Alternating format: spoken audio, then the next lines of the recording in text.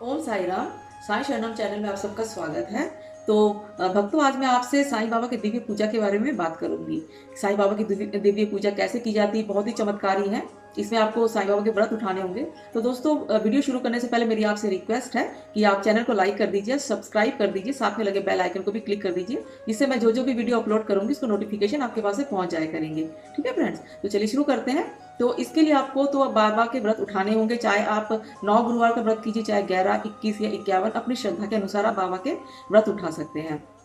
और उसके लिए आपको ये देखिए किताब होती है, ये साईं बाबा के व्रत कथा की किताब होती है, साईं बाबा की दिव्य पूजा होती है। ये आपको मार्केट से लेकर किसी भी पूजा की शॉप में मिल जाती है, 10-12 रुपए की होती है। अगर आपने 9 गुरुवार के उठाए तो आपको 10 लाने होंगे, क्योंकि एक आपको अपने लिए चाहिए और 9 आपको रखने होंगे पूजा के पहले दिन मंदिर में आपको रखना होगा। उसको आप जब उद्यापन जब होता है तो आप उसको जो है इसको वितरित करना होता है अपने रिश्तेदारों में, या फिर अपने फैमिली फ्रेंड्स में, किसी पड़ोसी को, किसी को आपको देना होता है, दान करना होता है, वितरित करना होता है, जिससे कि बाबा के महिमा में बढ़ सके और लोग अधिक से अधिक लोग बाबा की पूजा पाठ, बाबा के रास्ते पर चल सके।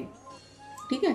तो फिर उसके लिए आपको क्या करना है, गुरुवार को आपका ये व्रत आप कोई भी कर सकता है। देखिए, कोई बच्चा है, चाहे बच्चे भी कर सकते हैं, और कोई स्त्री पुरुष बच्चा कोई भी कर सकता है। इसमें सबसे बड़ी बात है कि पूरा दिन आपको भूखे नहीं रहना होता है। इसमें आपको कोई फलाहार आप कर सकते हैं। दिन में आप कोई फलाहार का आप कीजिए, चाहे आप दूध लीजिए, छाछ, दही, चाय, ठीक है, आप वो लीजिए। और फिर शाम को आपको पूजा करके एक समय का भोजन कर लेना होता है। आप खिचड़ी बना सकते हैं, उसमें आप बाबा को भोग जरूर लगाना होता है, या तो फिर दाल चावल सब्जी खा सकते हैं आप, बिना लहसुन प्याज का खाना। ठीक है। वैसे तो बाबा ने लहसुन प्याज की कोई मनाही नहीं की है, क्योंकि क्या है कि जब हम लोग व्रत उपवास वगैरह करते हैं तो उसमें लहसुन प्याज को हम नहीं ग्रहण करते हैं। ठीक है। तो उसके लिए आपको सुबह सुबह आपको नहा धो के तैयार हो जाना है। ठीक है। पूजा स्थान पे आ जाना है। हो सके तो पीला या ऑरेंज कलर का कपड़ा पहन लीजिए और पीला आसन पे आप बैठिए। बाबा को भी पीले आसन पर विराजमान कीजिए। अगर आपके पास मूर्ति है, फोटो है, मूर्ति है, तो उसको आप पहले अच्छे से स्नान करा देंगे। पहले आप धूप दीप आप कर लीजिए। उसके बाद आप बाबा की मूर्ति अगर है, छोटी बड़ी जैसा भी स्वरूप है आपके पास में, तो उसको आप स्नान करा दीजिए। जल में थोड़ा गंगा जल मिक्स करके और पानी और वो दही दूध मिक्स करके, और उसमें थोड़ा सा हल्दी या केसर मिक्स करके बाबा को स्नान करा देंगे।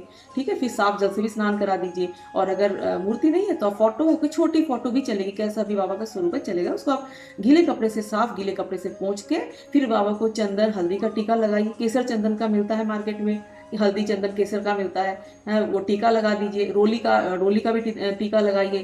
ठीक है। फिर बाबा को अच्छे से संवारिए। बाबा को अगर वस्त्र पहना रहे हैं तो कोई कपड़ा पहना दीजिए, पीला कपड़ा। ठीक है। और फिर उसमें इत्र लगा दीजिए। हीना का इत्र बहुत अच्छा बाबा को पसंद है, जो सुना है मैंने कि हाँ, हीना का इत्र नहीं तो कोई बात नहीं, आप गुलाब का इत्र या फिर चंदन का या मोगरे का इत्र भी लगा सकते हैं। और फिर बाबा को पीले फूल जरूर चढ़ाइए, पीले फूल जरूर चढ़ाइए। और माला अगर है, अगर स्वरूप अगर बड़ा है तो माला चढ़ा दीजिए, नहीं तो पीले फूल चढ़ा दीजिए। और हाँ, पीले फूल के साथ अगर हो सके गुलाब का फूल भी चढ़ाइए। आपको गुलाब के फूल बहुत पसंद है। वैसे कोई भी फूल चढ़ा सकते हैं, जो भी आपके पास, अगर आपके गार्डन में कोई फूल है, गमले में आपके पास कोई फूल लगा रखा है, तो कोई भी फूल, किसी भी कलर का फूल बाबा को चढ़ा सकते हैं। लेकिन कोशिश कीजिए पीले फूल जरूर चढ़ाइए। और उसके बाद में फिर आपको जो है एक आपको पोटली सी बनानी है पीले रंग के कपड़े में। पीले रंग के कपड़े में अगर आपकी कोई मनोकामना है तो आप उसमें पीले रंग के कपड़े में आप 11 रुपए या 1 रुपए का सिक्का, और या तो फिर 21 रुपए या 51 रुपए रख के उसको पोटली, उसको बांध के कपड़े को, उसको ऊपर से लाल रंग का धागा से, कलावा से लपेट दीजिए।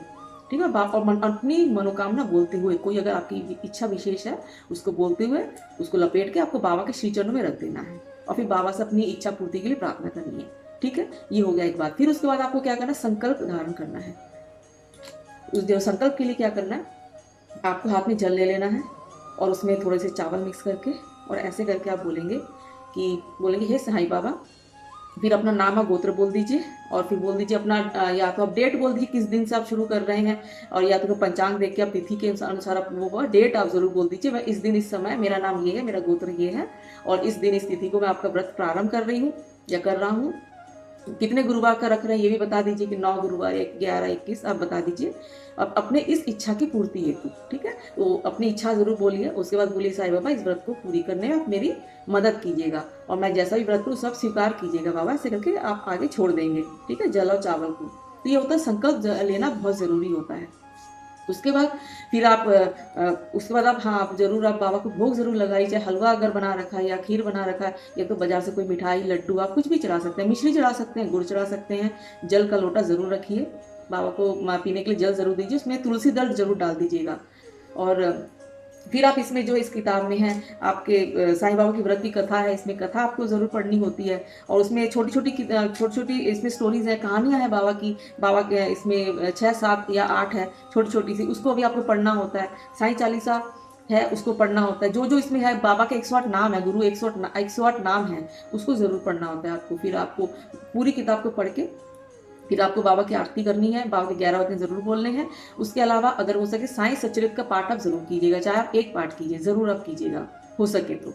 ठीक है? उसके बाद ये होगी आपके दिन की पूजा और उसके बाद फिर आपको दिन में फलाहार कुछ आप कर लेंगे, ज़रूर आप कुछ खा लीजिएगा ज़रूर। पूरे दिन भूखे नहीं रहना है।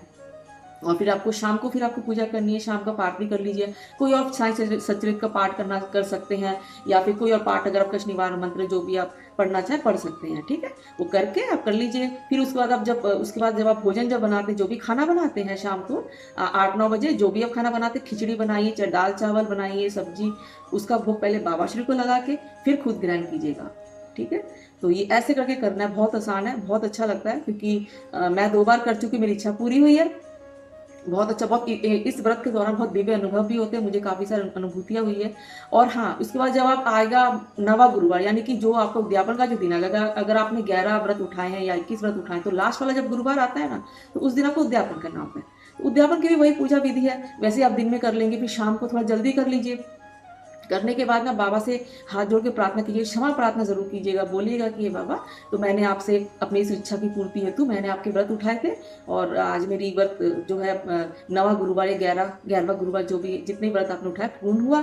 तो अब बाबा मैंने जैसे भी आपके व्रत अब मैं कर पाई हूँ या कर पाया हूँ, सब स्वीकार कीजिए। इस दौरान जो भी भूल चूक हो गई है उसे आप क्षमा कीजिए। तो बाबा तो देखिए परम दयालु परम कृपालु है, हमारी हर गलती को बाबा माफ़ कर देते हैं, ठीक है?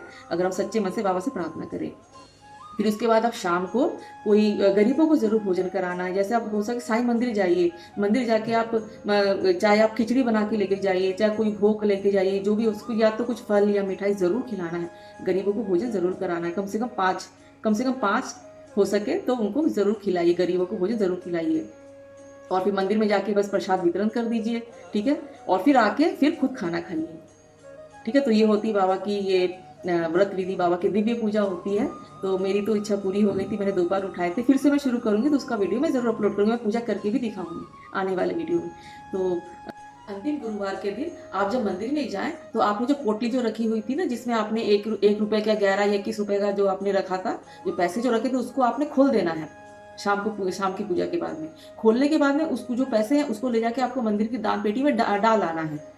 ये ज़रूर करना। और जो किताबें जो रखी थी आपने, जितने अभी आपने व्रत उठाए थे उतनी किताबें, उसको भी ले जाके आपको सबको बाँट ज़रूर देना है।